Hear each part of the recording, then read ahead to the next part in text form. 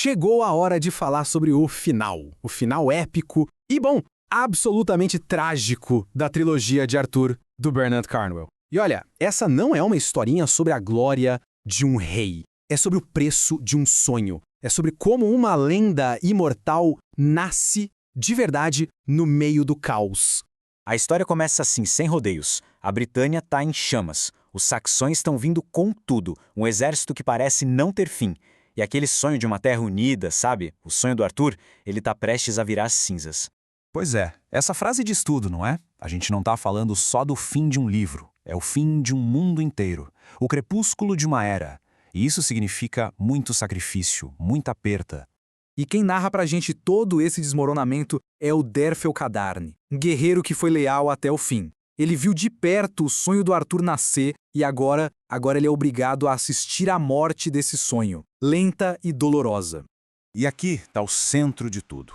De um lado você tem o ideal do Arthur, um lugar com justiça, com união, com paz. Do outro lado, a realidade, que é simplesmente esmagadora. Invasão, um inverno que não perdoa ninguém, fome e as alianças que pareciam tão fortes se quebrando como vidro. É a luta de um sonho contra o caos total.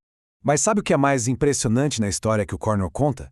A maior ameaça, no fim das contas, não eram os exércitos saxões, não. O perigo vinha de dentro. Vinha das traições, das ambições, das paixões que foram corroendo o reino do Arthur pela base. E aqui estão elas, as 4 rachaduras que levaram tudo ao chão. A traição do melhor amigo, um amor que virou fraqueza, a ganância de um herdeiro cheio de ódio e a luta de um mago tentando salvar um mundo que já estava desaparecendo. Juntas, essas feridas condenaram um reino inteiro muito antes da batalha final sequer começar. Vamos pensar no Lancelot, por exemplo. A traição dele não foi só uma facada nas costas de um amigo. Foi um golpe que estilhaçou a confiança bem no coração da Távola Redonda. Envenenou tudo, sabe? Acabou com os laços que mantinham eles unidos contra o resto do mundo.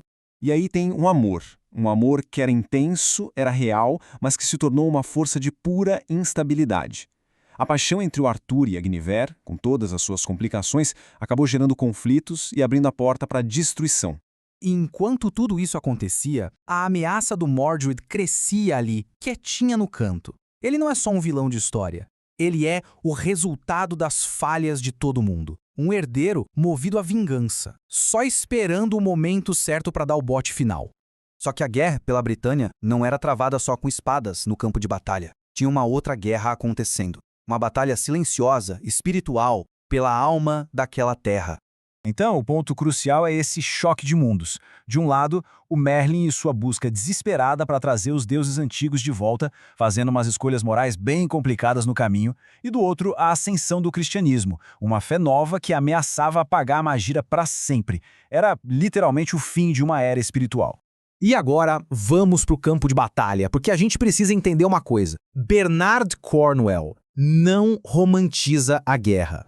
De jeito nenhum. Ele nos joga na lama, na realidade brutal do combate. É algo que está a quilômetros de distância de qualquer conto de fadas. A escala das batalhas finais é imensa. São exércitos se chocando com uma selvageria que mostra bem o desespero de uma última resistência. E as lutas são sujas, viscerais. O Cornwell escreve de um jeito que a gente quase sente o cheiro da lama, do sangue, a exaustão total dos guerreiros lutando até o último suspiro. E bem no meio desse caos todo, a gente vê o gênio do Arthur como comandante. Ele não luta só com força, ele luta com uma inteligência tática fora do normal. Contra todas as chances, a estratégia dele é a única coisa que separa a Britânia da aniquilação total. É por isso que cada luta, cada golpe de espada tem um peso gigantesco. Não é só uma briga por território, é a defesa desesperada de um mundo inteiro, de um sonho que está morrendo a cada homem que cai no chão. E aí, depois de toda a tragédia, quando a fumaça da batalha finalmente baixa, o livro revela seu tema final. E talvez o mais poderoso de todos. Como uma lenda é forjada de verdade.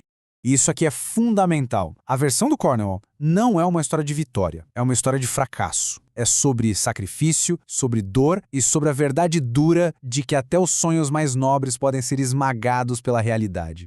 Então, o que faz esse final ser tão inesquecível? São esses elementos aqui. Personagens que são profundamente humanos, cheios de falhas, temas universais como honra, sacrifício, amor, todos levados ao extremo, e acima de tudo, um final que é trágico e épico ao mesmo tempo. Ele mostra como a lenda sobreviveu, mesmo quando o homem foi derrotado. Essa frase, ela simplesmente captura a alma da história.